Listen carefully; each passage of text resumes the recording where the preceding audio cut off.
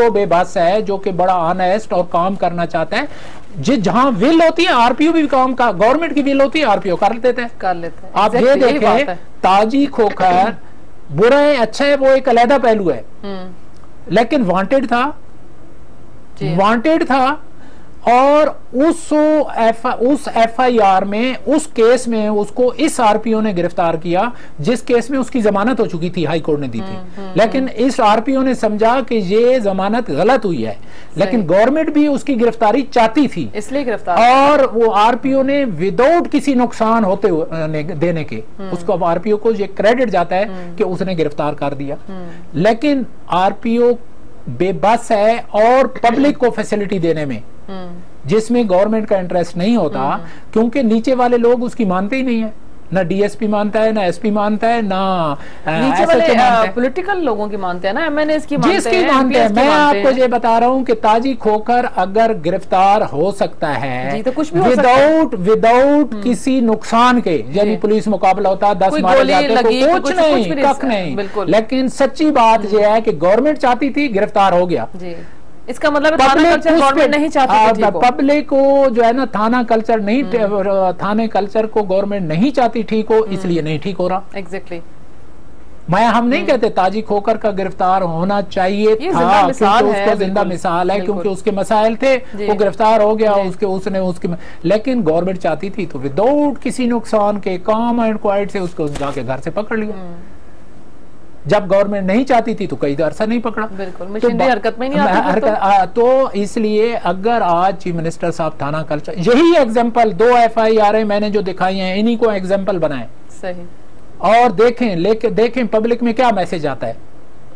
लेकिन नहीं, RPO DSP को कहेगा, डीएसपी काम ही नहीं करेगा।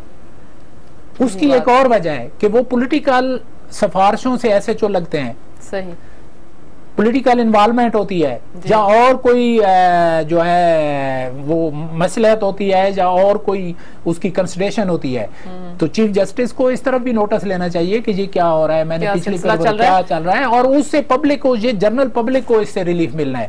दहशतगर्दी तो एक बहुत बड़ा मुश्किल मसला है, जिसमें पूरा मुल्क सिक्योरिटी काउंसिल इन्वॉल्व है, इसमें तो total chief minister, total RPO, हर जगह पे सीपीओ इंडिपेंडेंट काम करें, जो सही काम न करे। इसमें देखें आप कौन आदमी है जो कि क्रॉस एफआईआर के डर से थाने दरखास्त देगा, सही, किसी ने क्रॉस एफआईआर अपने पे करानी है, वो तो रोने जाना है। इसलिए पुलिस में अब तो लोग खबर नहीं लगवाते पुलिस के खिलाफ, और चोरी की खबर नहीं लगवाते, एग्जैक्टली, कि जी हमें कोई लोग छोड़ेंगे नहीं। कत्ल हो जाते हैं लोग, एफआईआर नहीं कराते, कि कुछ भी नहीं होना, ना अदालतों से रिलीफ मिलना है, ना जो है सुप्रीम कोर्ट से तक पता नहीं जाएंगे तो क्या से क्या हो जाएगा। तो इसलिए अल्लाह ताला शहबाज शरीफ साहब को हिम्मत दे, चौधरी साहब को हिम्मत दे। मैं तो पिंडी के हालात आपको बताए हैं, और आप ये देखें इतने बड़े शहर में पिंडी खासकर सेंसिटिव एरिया है, जीएच के हुए वहाँ पे, फार-फेच्ड एरिया में क्या हो रहा होगा, अंदरून जो गांव है, देहात है, या छोटे शहर है, उनमें क्या हो रहा होगा। देखो जी, हम उस दिन बात ये है कि हम गए, जरदारी साहब का ने हम जर्नलिस्टों का खाना किया था। जी हाँ, ईशाइया, ये 27 अगस्त को हुआ था आपका। हम हेड टेबल पे कुछ लोग बैठे थे, तो रमान मलिक भी मेरे साथ बैठा था, तो रमान मलिक हमारी बात छेड़ पड़ी, तो प्रेसिडेंट साहब ने खैर चैनल के बारे में बड़ी बातचीत की कि हम जी देखो आप तो रिटायर हो गए हैं, रोज़ पे आया करेंगे इंशाल्लाह जी वो। तो मैंने उनको कहा कि जी बड़ा खुशकिस्मत आप आदमी हैं कि आप फ्रेंडली अपोजिशन निभाते रहे, और आप खुश और खुशी के चेहरे से जा रहे हैं, क्योंकि नॉर्मली कोई प्रेसिडेंट इस तरह नहीं है। हाँ, पाकिस्तान में ये पहली दफा हुआ, तो इस लिहाज से जरदारी खुश नसीब है। अब लेकिन लोग उन पे परेशान हैं, लोगों ने वोट में देने में भी गमगोसे का इज़हार किया, इलेक्शन वो हारे।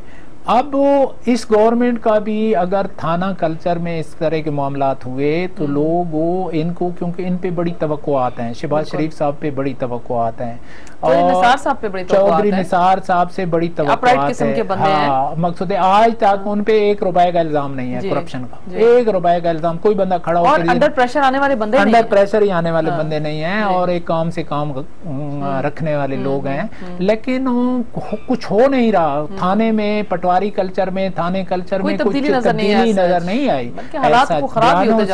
खराब बयानबाजी तो है, लेकिन अमलन कुछ नहीं नजर आता।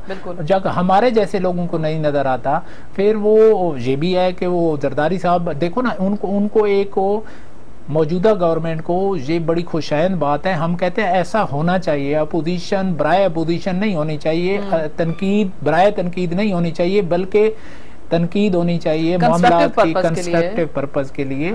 तो तनकीद जो अभी तनकीद जो लोग करते भी हैं, जरदारी साहब ने उस दिन ओपनली कहा हम मियां साहब की मदद करेंगे प्रोजेक्ट्स के बारे में। उन्होंने अपने चाइना विजिट्स का जिक्र किया कि 10 मैंने विजिट्स किए, और ये उनकी कंटिन्यूटी है। हता झील का प्रोजेक्ट हो गया, डाल के आए, जो काशगर से ये जो सारा नेटवर्क है, ये मेरे 10 विजिट्स की कंटिन्यूटी है। हाँ, मकसद है उसको कंटिन्यूटी, जिसको भाई उसको कंटिन्यू किया जा रहा है।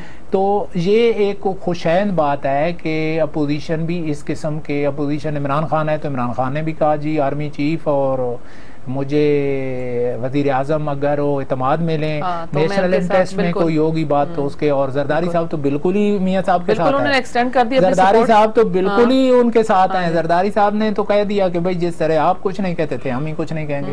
तो इससे सुनहरी चांस गवर्नमेंट के पास नहीं है, और गवर्नमेंट की नीयत पे भी किसी को कोई शक नहीं है। मेरा ख्याल है मोस्टली लोग गवर्नमेंट की नीयत को अच्छा समझते हैं कि ये बेहतर और कंस्ट्रक्टिव और पॉजिटिव चीजें लेके आएंगे। और नवाज शरीफ की नीयत पहले भी मुल्क के लिए हमेशा बेहतर रही है, पीछे भी एक मकसद है उसमें। और अभी तो तवक्कुआत बहुत ज्यादा हैं, अभी तवक्कुआत ज्यादा हैं, लेकिन समझ नहीं आते। 90 डेज पूरे होने वाले हैं और मामलात जूं के तू हैं। तो देखें आगे आने वाला वक्त बताएगा कि क्या निकलता है मामला। सही नहीं साहब, आप तो पर्चा क्रॉस पर्चा की बात कर रहे हैं। मेरे तो जहन में जो एक वाकया था, वो दरखास्त एक खातून ने दी बेचारी ने, और उसकी दरखास्त के ऊपर उसके अगेंस्ट पर्चा हो गया। मैं तो वो बात कर रही थी, वो पिंडी में ही हुआ वो भी। हाँ जी, ये मोरगा थाने में। तो खैर ये तो ऐसे मामलात हैं। आप जिक्र कर रहे थे जरदारी साहब के साथ मुलाकात का, उन्होंने अपना जो ताउन है वो एक्सटेंड किया, इसमें कोई शक नहीं। जरदारी साहब ने नई साहब रिकॉर्ड जितने भी हमारे सरबराहान हैं उनकी हिस्ट्री है सदूर की और सब की, सबसे ज्यादा विजिट्स किए हैं बाहर के। 93 विजिट्स उन्होंने किए हैं, जिसमें से 25 जो है वो दुबई के थे और चाइना के 10 थे। तो अगर देखो जी 25 अगर दुबई के किए हैं तो उनको ये गवर्नमेंट बिल बना के भेज देगी, वो पैसे दे देंगे। यही इतराज हो सकता है ना। दुबई 2 घंटों का सफर है, कराची जितना सफर है, अगर घर आते जाते रहे तो उनके ऑब्जेक्शन नहीं होना चाहिए। टोटल 35 हुए ना। लेकिन आप उनको उनकी अच्छाइयों, उनकी बुराइयां बेहद हैं। उनके दौर में करप्शन बेइंतहा हुई है, अदारे बहुत तबाह हुए हैं, लेकिन उनके पॉजिटिव पहलू भी है। पॉजिटिव पहलू भी है, उन्होंने सूबाई गवर्नमेंट्स को खुद मुख्तियारी दी। उन्होंने जो है आर्मी के मामलात में मदाखलत नहीं की, किसी हद तक नहीं की। उन्होंने 18वीं तरमीम वाला जो मामला है वो हल किया। और लेकिन जितने अच्छे काम किए उसके पैरेलल में मुकाबला करके पैसा कमाने में उन्होंने इंतहा की, और उसका रिजल्ट उनको मिल गया कि इलेक्शन में वोट अच्छे भले पैसे वालों के पास भी नहीं थे, जो उसके पीपल पार्टी के लोग थे। बकाया जरदारी साहब को मैंने उधर, हम खाने पे ही बैठे थे, और मैंने उनको कहा कि बात यह है कि प्रेसिडेंट साहब, आज तो आप प्रेसिडेंट हैं, हम प्रेसिडेंट साहब आपको कह सकते हैं कि आप में ये क्या खूबी है कि आप अभी जा ही रहे हैं, तख्त ताज छोड़ रहे हैं और आप हंस रहे हैं। जी। तो उसने कहा नहीं, उसने कहा न्याय साहब आपको पता है आप जेल में भी आए थे तो मैं कैमरे के आगे हंसता था जी। और मैं हमेशा हंसता रहता हूँ। उस पे हाँ रहमान मलिक साहब ने रहमान बाबा ने एक आवाज कसी के न्याय साहब, जो बात ये है कि हंसी जो होती है वो दुश्मन के लिए डिफीट होती है। दुश्मन को शिकस्त देनी हो तो हंसते रहो, तौर पे किसी को चारों शाने चित गिराना हो, चित कराना हो तो वो जो है ना, तो जरदारी साहब की क्वालिटीज भी हैं, तो हैं, और ये भी हकीकत है कि पहली दफा प्रेसिडेंट अपना वक्त पूरा करके हंसते खेलते जर्नलिस्टों को खाना खिला के आखिरी आपके रोज टीवी को इंटरव्यू दे के जाएगा इंशाल्लाह। नाज़िर साहब, गुफ्तगू हमेशा की तरह आपकी सच्ची सच्ची बातें और दिलचस्प बातें, लेकिन प्रोग्राम का वक्त हुआ ख़त्म। इजाज़त चाहेंगे हम नाज़रीन से भी।